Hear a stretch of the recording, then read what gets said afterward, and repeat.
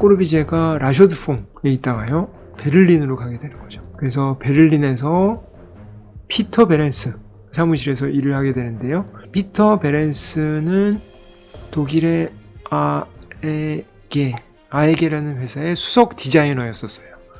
그래서 베렌스가 건물도 설계하고 선풍기, 주전자, 그 다음에 기타 여러 가전제품 같은 거의 디자인을 다 맡아서 했었다고 해요. 그래서 베렌스가 요새식으로 얘기하면은 산업 디자인을 처음 시작한 사람이고요. 독일 쪽에 이런 표준화된 생산물, 수공예가 아닌 공업 생산, 그리고 이런 공업 생산물이 디자인이 되어 있어야 된다 라는 개념을 처음 만든 사람이라서 피터 베렌스를 일종의 산업 디자인의 아버지라고 부르기도 합니다.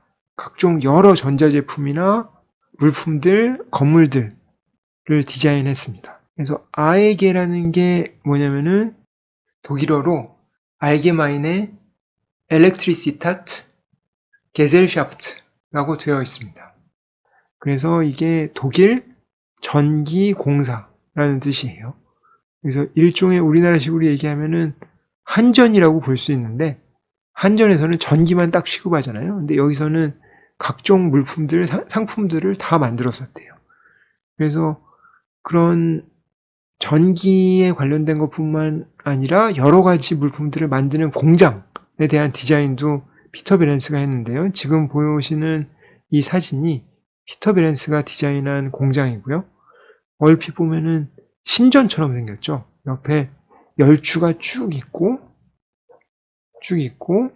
앞에 그리스 신전의 펜던티브하고 비슷한 게 있어서 약간 신전처럼 보이기도 하는데요. 이게 나름 철이라는 재료와 유리라는 재료를 같이 혼합해서 만들면서 고전적인 어휘를 같이 적용한 예라고 볼 수가 있는 거죠. 그래서 이 피터 베렌스 사무실에 굉장히 훌륭한 건축가들이 많이 모여서 일을 했었어요. 그래서 여기서 꼬르비제가 있었고요. 그리고 또 놀랍게 미스 반데로에가 이 사무실에서 일을 했었습니다.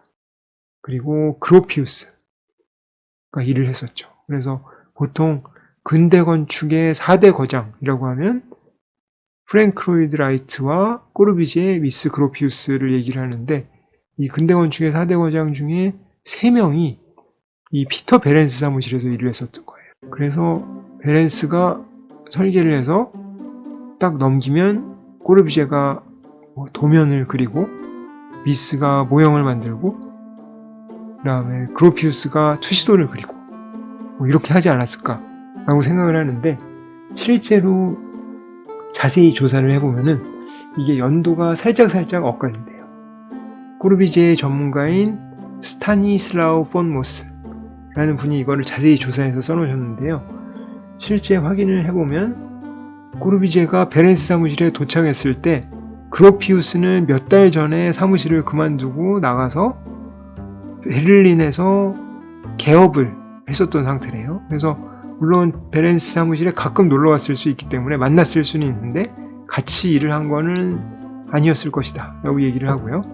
그리고 미스 반데로에 같은 경우는 인터뷰를 찾아보면은 베렌스 사무실의 입구에서 드레스덴을 향해서 떠나는 잔느레라는 사람하고 문 앞에서 스친 적이 있다라고 얘기를 했다고 해요. 그래서 아마도 이게 그 그로피우스, 미스 꼬르비제가 같이 일을 했다라고 신화적으로 얘기를 하지만 실제로 찾아보면 약간씩 연도가 엇갈려서 서로 마주쳤을 수는 있는데 아주 친밀한 사이는 아니었다라는 것을 알 수가 있습니다.